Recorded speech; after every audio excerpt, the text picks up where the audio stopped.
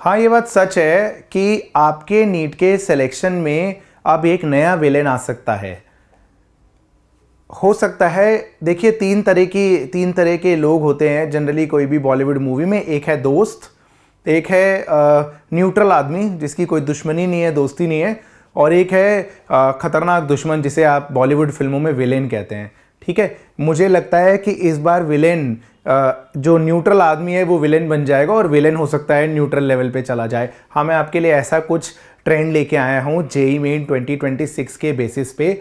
मैंने नोटिस किया, इनफैक्ट मैंने साल भर पहले भी एक वीडियो डाली थी कि फिजिक्स के पीछे तो सब हाथ धो के पड़ गए हैं और फिजिक्स का पेपर मुश्किल आता है तो लोग हैंडल भी कर लेते हैं, क्योंकि मार्केट में पूरे यूट्यूब पे इवन ऑफलाइन टीचिंग के अंदर 99% कोचिंग सेंटर्स के अंदर पीएचडी आदमी फिजिक्स नहीं पढ़ा रहे हो। तो या पीएचडी चलिए अलग बात है, बीएससी एमएससी टीचर्स फिजिक्स नहीं पढ़ा रहे। तो ज़्यादातर बोल रहा हूँ, एक आध एक्सेप्शनल केस अलग बात है। ज़्यादातर आईआईटीएंस या मैं डीटीयू से हूँ, कंप्यूटर साइंस इंजीनियर, मैं पढ़ा रहा हूँ, या और लोग जनरली आईआईटी से एनआईटी से ऐसे लोग पढ़ाते हैं जिनकी अप्रोच फास्ट होती है, जिन्होंने खुद भी क्वालिफाई किया हुआ है अच्छा एंट्रेंस एग्जाम, तो वो ताबड़तोड़ क्वेश्चन सिखा देते हैं।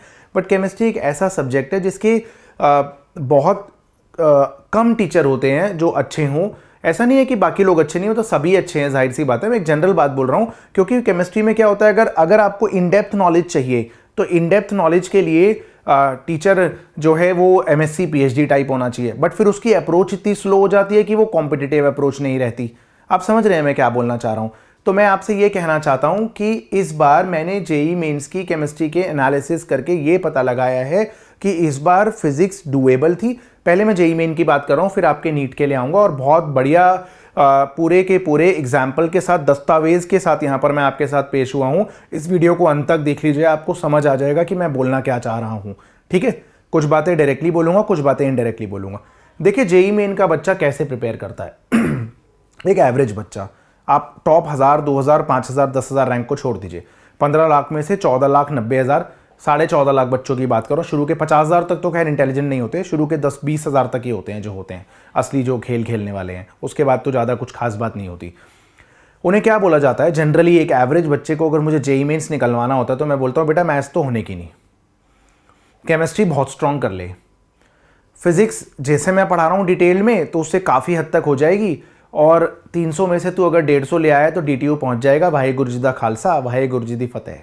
ठीक है, इस बार क्या हुआ, इस बार केमिस्ट्री का पेपर, नया विलेन आपका केमिस्ट्री है, क्योंकि मेरे को ऐसा लगा कि इस बार केमिस्ट्री का पेपर था एनसीईआरटी बेस्ड। बहुत सारे क्वेश्चन एनसीईआरटी बेस्ड है। देखिए, जेईई है तो जेईई में एनसीईआरटी से थोड़ा डेविएशन चलता है, नीट में ऐसा कम चांसेस है कि एनसीईआरटी से डेविएट करे। बट क्या एनसीईआरटी के क्वेश्चन में ही सुपर लेवल की बदतमीजी करी जा सकती है? क्या ऐसा करा जा सकता है कि कोई केमिस्ट्री में ही दुखी हो जाए? तो इस बार जेईई मेंस में ऐसा हुआ है, और पर्टिकुलरली जो सबसे इजी मार्क्स वाली चीज है इनऑर्गेनिक केमिस्ट्री, वहां बच्चों को रुला दिया गया। इनऑर्गेनिक केमिस्ट्री के क्वेश्चंस मैं आपके सामने लेके आया हूं, सॉल्व कुछ नहीं कराऊंगा, बस बताऊंगा कि आप क्वेश्चन देखिए और ये किस तरीके से फंसाने की कोशिश की गई है। तो बच्चों, मैं बस इतना बताना चाहता हूं कि सिर्फ फिजिक्स मत करिए, क्योंकि बड़े कोचिंग वाले सिर्फ फिजिक्स के बेसिस पे ही अपना माल बेच सकते हैं। आप अगर सेकंड ड्रॉप ले रहे हैं, फर्स्ट ड्रॉप ले रहे हैं, थर्ड ड्रॉप ले रहे हैं, फोर्थ ड्रॉप ले रहे हैं, तो आप बायो से कंफर्टेबल हैं। अब कोई बायो आपको ये नहीं बोलेगा कि आ जाओ मैं तुम्हें अब इकोलॉजी बहुत अच्छे से पढ़ाऊंगा, पिछली बार तुम्हारा सिलेक्शन इसलिए नहीं हुआ क्योंकि तुम्हें इकोलॉजी नहीं आती थी। तो ये मार्केटिंग की स्ट्रैटेजी नहीं हो पाएगी, सिर्फ फिजिक्स के बेसिस पे मार्केटिंग चल रही है। आप ये याद रखिए कि ओनली फिजिक्स का पेपर अगर मुश्किल था 2025 का, केमिस्ट्री बायो भी अच्छा खासा डिफिकल्ट था, बट लोग फिजिक्स ले गए, है ना।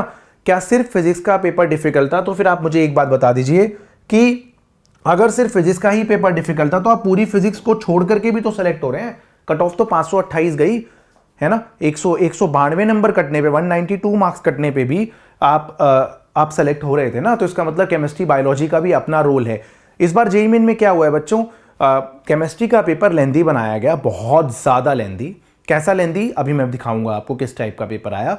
उस वजह से क्या हुआ, बच्चों से केमिस्ट्री करने में बच्चों को लग गया 1.25 घंटा।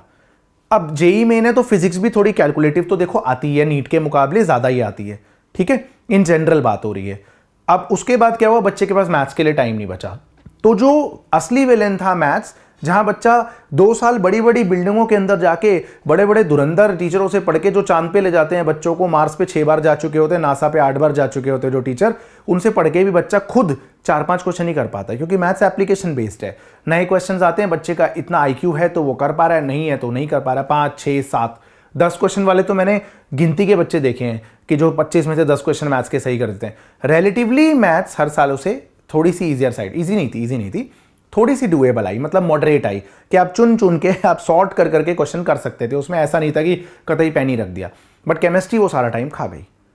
तो बच्चों ये चीज़ याद रखिए कि आपके रिवीजन के पार्ट में फिजिक्स के साथ साथ इंपॉर्टेंट रोल केमिस्ट्री भी प्ले करता है। आपको तीनों सब्जेक्ट का बैलेंस बनाना है। केमिस्ट्री के लेंथी पेपर को भी जल्दी हैंडल करना आपको सीखना पड़ेगा, क्योंकि ऐसा ना हो कि आप फिजिक्स तो पढ़ते रहे बट आपको फिजिक्स को करने का टाइम ना मिले। क्योंकि जाहिर सी बात है 90% एस्पिरेंट्स क्या करेंगे कि सबसे पहले बायोलॉजी करेंगे, बायोलॉजी लेंदी आता तो वो मार देगा सबसे पहले। 1 घंटे में सारी बायोलॉजी नहीं हुई, 1.25 घंटे में हुई। और उसके बाद आप एक बार कल्पना करके देखिए कि अगर केमिस्ट्री के 45 क्वेश्चन में आप यूजुअली 40 मिनट में कर लेते हैं। मैंने 2023 के नीट के पेपर को 40 मिनट में कर लिया था केमिस्ट्री का, बट मैंने 2024 का जो पेपर था मुझे उसमें केमिस्ट्री में ही 55 मिनट लगे थे। मुझे तो वो भी ठीक ठाक लेंदी लग गई थी कि कैलकुलेटिव क्वेश्चन आ गए थे। अब ठीक है 25 का पेपर और लेंदी था, अलग बात है, वो मैं कंपैरिजन नहीं कर रहा हूं। तो मैं ये बताना चाह रहा हूं कि अगर आप मान लिए 1 घंटे से जरा सा भी ऊपर बायो में ले गए, चलिए 1 घंटा ही ले गए, और केमिस्ट्री भी आपका 1 घंटा 5-7 मिनट ले गई, तो फिर तो गई ना फिजिक्स। फिर इजी आई या मुश्किल आई केमिस्ट्री में, तो फिजिक्स में बर्बाद हो गए। हर सब्जेक्ट का बैलेंस बनाना बहुत जरूरी है। एक बच्चे ने मुझे मैसेज किया, सर मैं 3 किताबें कर लूं सर इस समय। मैं किसी का नाम नहीं ले सकता इस वीडियो में, क्योंकि सारे करोड़ोपति अरबपति लोग हैं भैया। एक दिन में स्ट्राइक आएगा, चैनल बनने से पहले खत्म हो जाना है गरीब आदमी का। तो सर मैं फिजिकल के लिए ये वाले ऑथर की बुक कर लूँ, ऑर्गेनिक के लिए ये वाले ऑथर की बुक कर लूँ, इनऑर्गेनिक के लिए ये वाले ऑथर की बुक कर लूँ। भाई क्यों कर लो? तुम्हारे पास क्वेश्चन की कमी है क्या? नीट के 38 साल के प्रीवियस ईयर क्वेश्चन है, जेईई मेन के क्वेश्चन है। जेईई मेन के अगर आपके पास अब करने का टाइम नहीं है तो मैं आपको एक बात बताना चाहता हूं, इनऑर्गेनिक केमिस्ट्री के जेईई मेन के कम से कम 2026 के क्वेश्चन जरूर लगा लीजिएगा। वो एक क्वेश्चन 5 क्वेश्चन के बराबर है। एक क्वेश्चन कर लिया तो 5 क्वेश्चन होगा, ये समझ लीजिए। कम से कम 2026 के लगा लीजिएगा। और आपके अंदर जज्बा है तो कम से कम inorganic chemistry, periodic bonding, P block, D block coordination, ठीक है, इसके आपको कम से कम 4 साल के जेईई मेन के क्वेश्चन करने हैं। आप फिजिकल केमिस्ट्री को अवॉइड कर सकते हैं थोड़ा सा जेईई के प्रीवाईक्यू करने के लिए, क्योंकि नीट की फिजिकल केमिस्ट्री थोड़ी इजियर साइड पे होती है और जेईई की फिजिकल केमिस्ट्री थोड़ी डिफिकल्ट साइड पे होती है। अगर आपको फिजिकल केमिस्ट्री के जेईई मेन के क्वेश्चन करने हैं 2-3 साल की कर लीजिए, 4 साल की कर लीजिए, 1 साल की कर लीजिए, जितने आपको ठीक लगे, आप जितना कंफर्टेबली कर पाए। आप थर्मोडायनेमिक्स कर लीजिए। इक्विलिब्रियम चैप्टर आपको करना है, मत करिए कुछ भी, नीट के पीवाईक्यू करिए और एनसीईआरटी बैक कर लीजिए, है ना। ऑर्गेनिक केमिस्ट्री के अंदर बस जीओसी की प्रैक्टिस कर लीजिए, क्योंकि जीओसी एक ऐसा टॉपिक है जिसे एनसीईआरटी के बाहर दबा के दिया जा सकता है। तो वो आपका बहुत स्ट्रांग होना चाहिए। एसिडिक स्ट्रेंथ में लगाना, बेसिक स्ट्रेंथ में लगाना, कौन सा जल्दी हाइड्रोलिसिस होगा, किसका एसिड कैटलाइज हाइड्रेशन जल्दी होगा, SN1 SN2 के प्रति अमाइंस की बेसिक स्ट्रेंथ में लगाना, ये सब जो चीज़ें हैं ये आपको जीओसी की कर लेनी चाहिए। बाकी चैप्टर्स को अगर आप एनसीईआरटी बेस्ड भी करके पीवाईक्यूज लगा जाएंगे तो वो भी आपके लिए सफिशिएंट होगा। अब मेरी बात समझिए, मैं आपसे ये कहना चाह रहा हूँ पहला कि सिर्फ फिजिक्स विलेन नहीं हो सकता है कि नया विलेन आपका केमिस्ट्री निकल आए। अगर केमिस्ट्री लेंदी बन गया तो केमिस्ट्री करते करते करते करते करते करते आप हो सकता है फिजिक्स में उतना टाइम ही ना प्राप्त कर पाओ। तो अपने रिवीजन को बैलेंस्ड रखना, अपनी पढ़ाई को बैलेंस्ड रखना, एक सब्जेक्ट के पीछे पागल मत हो जाओ। सीरियसली बोल रहा हूं, आप पागल मत हो जाओ सिर्फ फिजिक्स के पीछे। अब मैं आपको बताता हूं कि 2026 का जेईई मेन जो एग्जाम का एनालिसिस है वो क्या कहता है। देखिए उसके बाद मैं आपको इस वीडियो के अंदर बताऊंगा कि केमिस्ट्री की पर्टिकुलरली वीडियो मैंने केमिस्ट्री के लिए बनाया, क्योंकि फिजिक्स के जेईई मेन के एनालिसिस की वीडियो मैं डाल चुका हूं। पूरे के पूरे 250 क्वेश्चंस किस टाइप के आए, कैसे आए, कहां से आए, कौन सा क्वेश्चन आया, उसकी पूरी एनालिसिस भी डाल चुका हूं मैं आधे घंटे की, किस टाइप का क्वेश्चन आया। और अब मैं अपनी एक सीरीज भी लाया हुआ हूं जेईई मेन के क्वेश्चंस की 2026 के, वो चैप्टर वाइज क्वेश्चंस डाल रहा हूं रोज आपके लिए। वो आपको प्राप्त होते रह रहे हैं, धीरे धीरे धीरे धीरे मिलते जा रहे हैं, ठीक है। अभी मैं बात कर रहा हूं केमिस्ट्री की। केमिस्ट्री के मैं क्वेश्चंस की पूरी कहानी तो नहीं बता सकता था, बट मैंने जो चीजें समझी वो मैं आपको बता देता हूं। देखिए पहली बात कि जेईई मेन का केमिस्ट्री लेंदी कैसे था। तो जेईई मेन का केमिस्ट्री काफी लेंदी था। क्यों था? क्योंकि इन्होंने ऑर्गेनिक और इनऑर्गेनिक के अंदर फिजिकल भी लगवाने की कोशिश करी। इन्होंने ऑर्गेनिक इनऑर्गेनिक के अंदर स्टोइशियोमेट्री लगवा दिया, बाद में परसेंटेज यील्ड पूछ ली। तो हालांकि मैं थोड़ा कम एक्सपेक्ट करता हूं कि नीट में ऑर्गेनिक इनऑर्गेनिक के अंदर फिजिकल भी लगवा दें, क्योंकि वो बहुत लेंदी हो जाएगा और वो सही नहीं रहेगा मामला। और अगर हो गया तो सबके लिए हो जाएगा ऐसा, इसलिए तो नॉकआउट गेम है, यहाँ कोई दिक्कत वाली बात नहीं है, कोई एब्सोल्यूट स्कोर मैटर नहीं करता, ठीक है। अब आप देखिए, मैं आपको कुछ क्वेश्चंस दिखाना चाहता हूं 2026 के, आपको उससे आइडिया हो जाएगा कि क्या बदतमीजी हो सकती है नीट के अंदर भी। और ये प्योर एनसीईआरटी का मामला है, एनसीईआरटी के क्वेश्चंस में फंसा दिया जाएगा, एनसीईआरटी के कॉन्सेप्ट्स में फंसा दिया जाएगा। कैसे, देख लीजिए आप। अब देखिए आपका क्वेश्चन है given below are some of the statements manganese Mn2O7 के बारे में, और इन्होंने कितनी स्टेटमेंट दी। देखिए, manganese forms Mn2O7 highest oxidation, oxygen stabilise करता है हायर ऑक्सीडेशन। Mn2O7 आयनिक ऑक्साइड है, ठीक है। स्ट्रक्चर ऑफ Mn2O7 में वन ब्रिज्ड ऑक्सीजन है। 4 बातें पूछ ली और उसमें से बोल रहे हैं कौन कौन सी सही है, ठीक है ना बच्चों। अब देखिए आप यहां देखिए अगर KMnO4 पर मैंगनेट और मैंगनेट पे देखिए तो बदतमीजी देखिए क्या है। मैं आपको बताना चाह रहा हूं कि आपके पास इतना बढ़िया सोर्स है तो अब क्यों पागलों की तरह दूसरी किताबें 36 सोर्सेज के पीछे भागते हैं, है ना। आसान पेपर के लिए क्या प्रिपेयर करना है वो भी बता देता हूं, और आसान पेपर में भी लोगों को दिक्कत आ जाती है केमिस्ट्री में, क्यों आ जाती है वो भी डिस्कस करने वाला हूं अभी। आप क्विकली एक बार समझ लीजिए बस मैं आपको क्या बताना। देखिए, पर मैंगनेट और मैंगनेट में देखिए पहला स्टेटमेंट, मैंगनेट और परमैंगनेट दोनों की ज्योमेट्री टेट्राहेड्रल है। ऑक्सीडेशन स्टेट मैंगनेट परमैंगनेट में पूछ ली, ठीक है। Oxidation of Mn2 peroxo disulphate gives क्या क्या, ठीक है। उसके बाद manganate ion is paramagnetic, permanganate diamagnetic है क्या। एसिडिफाइड परमैंगनेट रिड्यूस तो नहीं करता, ये ऑक्सलेट को CO2 बना देता, नाइट्राइट और आयोडाइड आयन को रिड्यूस नहीं करता, ऑक्सीडाइज करता है ना बच्चों। तो ये स्टेटमेंट दे दी 5। अब देखो आपको पूरी चीजें पता होनी चाहिए, अब आपको यहां सब कुछ देखना पड़ेगा। चलिए ये तो फिर भी थोड़ा सा ठीक है क्वेश्चन, इस पे आइए। देखिए निकल 2 कॉम्प्लेक्स बना दिया डाइमिथाइल ग्लाइऑक्साइम के साथ, ठीक है। उसका कलर आपको याद है तो आपसे क्वेश्चन हो रहा है, अगर आपको उसका कलर याद नहीं है तो आप गए। बदतमीजी देखिए आप किस लेवल तक कितना डीपली पूछा गया है ना। उसके बाद देखिए हाईली सॉल्युबल है, किसमें कितने एसिडिक हाइड्रोजन आपको पता होगा तो आपको पता लगेगा कि pH 9 में सॉल्युबल है या नहीं है, क्योंकि किसी भी चीज में एसिडिक हाइड्रोजन होगा तभी वो एल्कली में सॉल्युबल होने वाला है, ठीक है। निकल आयन के कितने अनपेयर्ड इलेक्ट्रॉन है, उसके बाद बॉन्ड एंगल पूछ रहे हैं, उसके बाद कॉम्प्लेक्स में, ठीक है, मेटल साइकिल्स रिंग्स पूछ रहे हैं। तो अब देख लीजिए मतलब ये चिलेटिंग लिगेंड होगा, ठीक है। यहां देखिए आप correct increasing order off spin only magnetic moment, भाई ये भी तो कर सकते हैं। देखिए तमीज क्या होती है, एक कंपाउंड दे दिया MnBr4 2- का मैग्नेटिक मोमेंट बताओ, ये होती है तमीज। बदतमीजी देखिए 1 2 3 4 चारों का मैग्नेटिक मोमेंट, चारों का आपको चारों की इलेक्ट्रॉनिक कॉन्फिगरेशन लिख के अनपेयर्ड इलेक्ट्रॉन निकालने पड़ेंगे। तो आपको आता है क्वेश्चन, लेकिन ये जान ले लेगा, ये खा जाएगा क्वेश्चन, है ना। उसके बाद देखिए आप यहां पर देखिए ये आपका वो हो गया PPH3 होल ट्वाइस Cl2। अब यहां देख रहे हैं complex exhibit geometrical isomerism, white in colour है, आपको देखना पड़ेगा।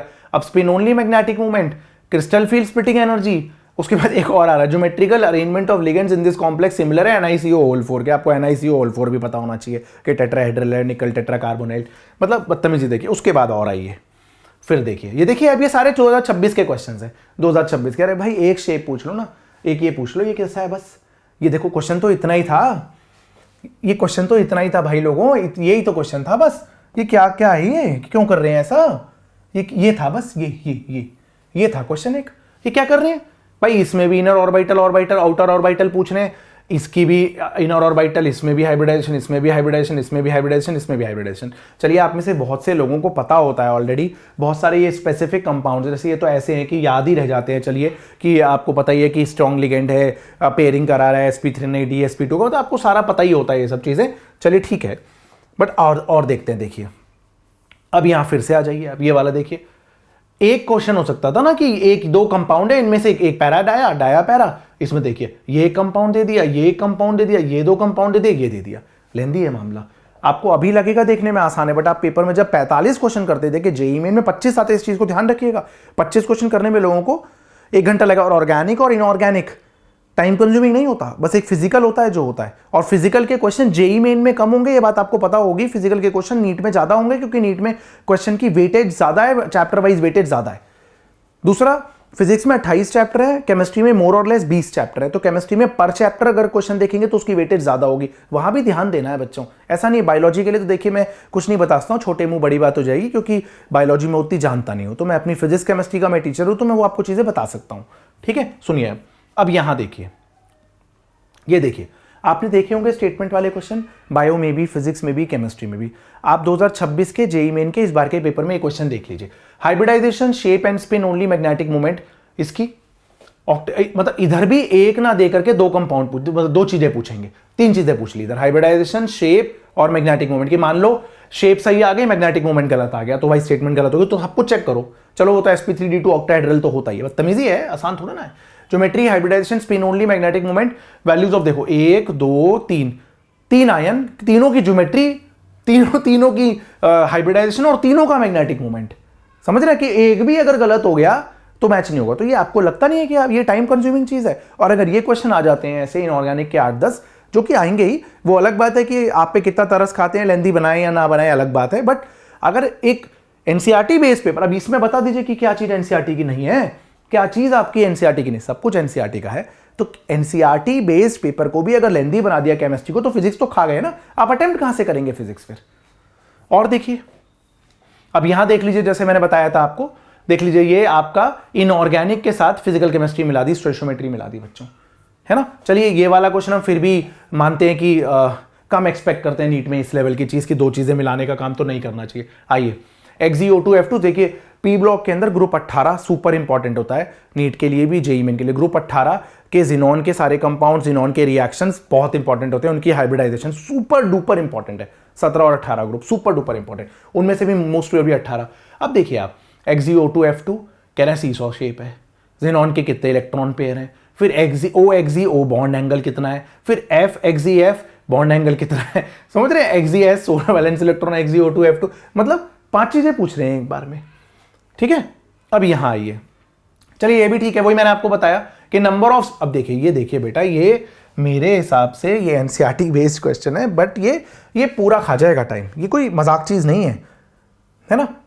देखिए देखिए अब आप देखिए, मैं बताना क्या चाहता हूं, देखिए 1 2 3 4 5 6 7 चीजें पूछ रहे हैं, इनमें से कितनों का टेट्राहेड्रल स्ट्रक्चर है, किस किस का भी नहीं।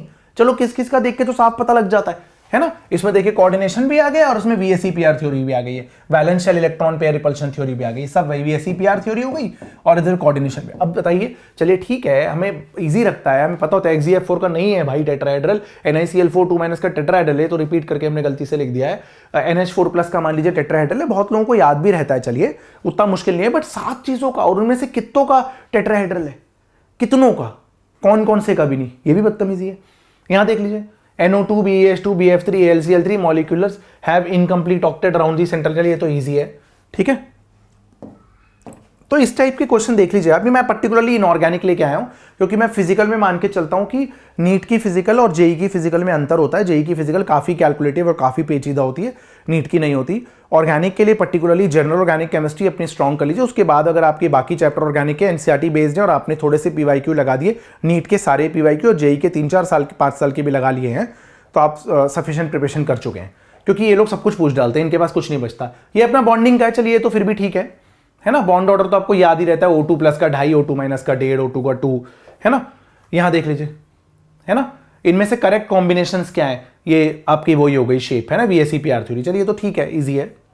यहां वही आ गया, देख लीजिए 200 सेंटीमीटर क्यूब है, X × 10⁻³ मोलर पोटेशियम डाइक्रोमेट को ऑक्सीडाइज करना, मोहर सॉल्ट को, है ना, फेरस को फेरिक में ऑक्सीडाइज करेगा। तो पहले तो आप रिडॉक्स रिएक्शन से बैलेंसिंग लिख दीजिए उसकी, आपको बैलेंसिंग या तो याद है तो बहुत ही बढ़िया, नहीं तो आप बैलेंसिंग करेंगे। अगर आप सुपर केमिस्ट्री मेहनत करते हैं तो ठीक है, नहीं तो जनरली लोग क्या करते हैं कि भाई डाइक्रोमेट Cr3+ में चेंज होगा और Fe2+ को Fe3+ में कन्वर्ट करेगा, फिर आपको बैलेंसिंग करनी पड़ेगी। उसकी बैलेंसिंग के बाद आपको देखना पड़ेगा इनके स्टोइशियोमेट्रिक कोफिशिएंट्स क्या है, फिर उसके बाद आपको स्टोइशियोमेट्री लगानी पड़ेगी, है ना। तो इस टाइप की चीजें मैं आपको बताना चाह रहा था बच्चों कि ये जो चीजें हैं ना, ये ऐसी नहीं है कि सिर्फ फिजिक्स मुश्किल है, बस फिजिक्स और रोटेशन रे ऑप्टिक्स। बाकी सब्जेक्ट पे भी ध्यान दीजिए, बायो पे भी ध्यान दीजिए। 4 नंबर का बायो का भी क्वेश्चन आता है और 4 नंबर का क्वेश्चन केमिस्ट्री का भी आता है और 4 नंबर का फिजिक्स का भी आता है। एक और दिक्कत मैं आपसे लास्टली डिस्कस करना चाहता हूँ, वीडियो को ज़्यादा बड़ा ना करके। इस बार ना बोर्ड का केमिस्ट्री का पेपर पूरा एनसीईआरटी पेपर था केमिस्ट्री का, दिल्ली एनसीआर रीजन की बात कर रहा हूं मैं, ठीक है। पूरा पेपर केमिस्ट्री का एनसीईआरटी था, पूरे अमाइंस के एज इट इज छपे हुए रीजनिंग क्वेश्चंस जो होते हैं ऐसे बेसिक स्ट्रेंथ में लगाने के, बीकेबी वैल्यूज वाले, same to same. Conversion as it is NCERT की सेम टू सेम। उसमें मैंने वीडियो डाली, एमसीक्यूज के आंसर की मैं हर बार डाल देता हूँ रील, तो मैंने वीडियो डाली तो उसमें नीचे कॉमेंट्स आ गए, सर क्या बात करो सर, बड़ा मुश्किल पेपर था, कन्वर्जन तो पता नहीं कहाँ से आई। तो ये चीज़ मेरे को काफ़ी शॉकिंग लगी कि क्या लोग एनसीईआरटी भी नहीं पढ़ते हैं? तो याद रखिए बच्चों, too much of everything is very bad. आपको एक टीचर ने 250 पेज का हेलो एल्केन हेलो एरीन करवा दिया, 250 पेज का, बट अगर उसने एनसीईआरटी नहीं कराई है तो कहीं ना कहीं आप बहुत बड़ी जगह लैग कर रहे हैं, बहुत बड़ी जगह लैग कर रहे हैं। क्योंकि पेपर आसान आता है, एनसीईआरटी बेस्ड पेपर आता है। 25 का पेपर मुझे उतना याद नहीं है केमिस्ट्री का क्या था, 23-24 मैंने खुद ही दिया तो मुझे पूरा ही याद है पेपर। तो कुछ 45 में से 40+ क्वेश्चन एनसीईआरटी से थे, एनसीईआरटी लिंक थे, पूरे के पूरे ही थे ऑलमोस्ट। तो पूरा पेपर एनसीईआरटी बेस्ड आया। जब एवरेज पेपर आता है, कॉन्सेप्ट मतलब प्रिडिक्टेबल पेपर होता है, तो सारा एनसीईआरटी बेस्ड ही होता है बच्चों।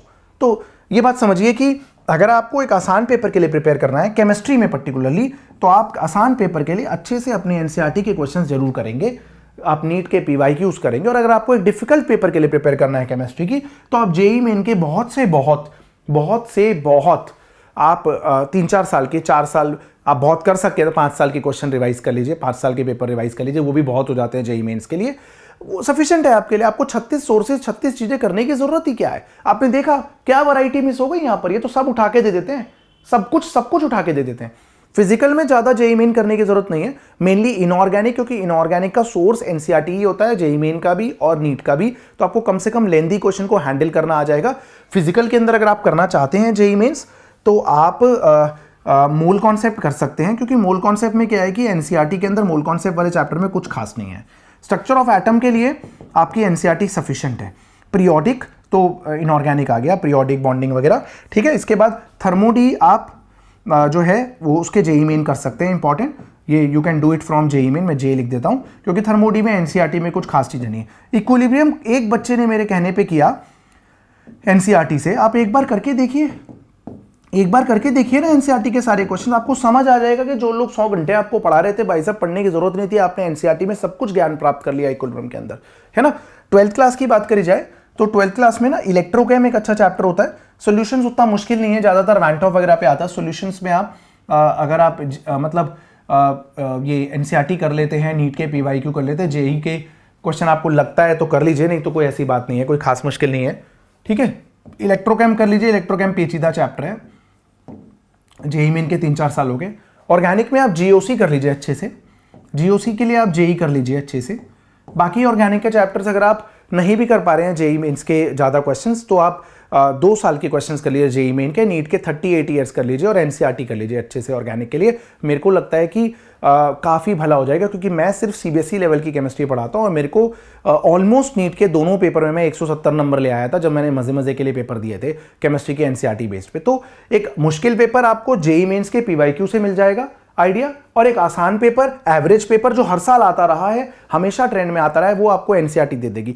36 सोर्सेज ढूंढने की जरूरत है ही नहीं बच्चों, ठीक है। और एक बात मैं आपसे लास्टली कहना चाहता हूं कि विलेन ना फिजिक्स है, ना केमिस्ट्री है और ना बायोलॉजी है। आपके अंदर का डर और आपका रिवीजन किए बिना क्वेश्चन को अंधा प्रैक्टिस करना सबसे बड़ा विलेन है। क्योंकि अगर आप बिना रिवीजन के क्वेश्चन प्रैक्टिस करते हैं तो आपके नंबर ऑफ क्वेश्चंस गलत होने लगते हैं। जब आपके नंबर ऑफ क्वेश्चंस गलत होने लगते हैं ज्यादा, तो आप डीमोटिवेट होने लगते हैं। आप कहते हैं टॉपर्स, आप कहते हैं कि मैं बहुत ज्यादा क्वेश्चंस करता था और मैं इस समय पर नोट्स कम रिवाइज करता था, क्योंकि टॉपर को सब याद होता है। हर एक बच्चा सेम नहीं होता, हर एक को सब कुछ याद है उसको, तो बस उसको क्वेश्चन प्रैक्टिस करना है। अगर आपको अपने नोट्स याद नहीं है तो उसको रिवाइज करने के बाद ही क्वेश्चन प्रैक्टिस करिए। गलत तरीके से रिविजन करना या रिविजन ना करना और आपका डर सबसे बड़ा विलेन है आपके नीट के सिलेक्शन में। उस विलेन को मार भगाइए बच्चों, आपका सिलेक्शन निश्चित है। मैं आपको बता रहा था, बस इस वीडियो का इतनी ही समरी है। एक आसान पेपर आपको एनसीईआरटी से मिलेगा, एनसीईआरटी अच्छे से करिए, क्योंकि मैंने बताया कि जो बोर्ड का पेपर था उसमें 2-3 बच्चों ने, 4 बच्चों ने कमेंट लिख दिया रील के नीचे, सर पेपर तो बहुत मुश्किल था। तो मैंने सोचा कि ये सब वो बच्चे हैं जो ऑनलाइन बड़े बड़े चैनल्स पे पढ़ रहे हैं, जिन्होंने 250 पेज का हेलो एल्केन पढ़ा, बट उन्होंने इतनी तकलीफ नहीं करी कि वो एनसीईआरटी बैक कर लेते, सारे क्वेश्चन इन टेक्स्ट कर लेते। क्योंकि या तो उनको बोला गया कि इससे बाहर कुछ नहीं आता, हम जो पढ़ाते हैं बस वही है जी, भगवान का दूसरा नाम हम ही है, धरती पे हमने अवतार लिया है, ठीक है। एल्डिहाइड की सेम कन्वर्जन ही नहीं कर पाए। तो एक अच्छे टीचर को क्या पढ़ाना है ये पता होने के बाद ज्यादा जरूरी है कि उसे ये पता हो कि उसे क्या नहीं पढ़ाना है। चलिए आपसे विदा लेता हूं बच्चों। आई होप आपको ये वीडियो आई ओपनर लगी होगी। Thank you so much. All the very best of luck for your NEET exam.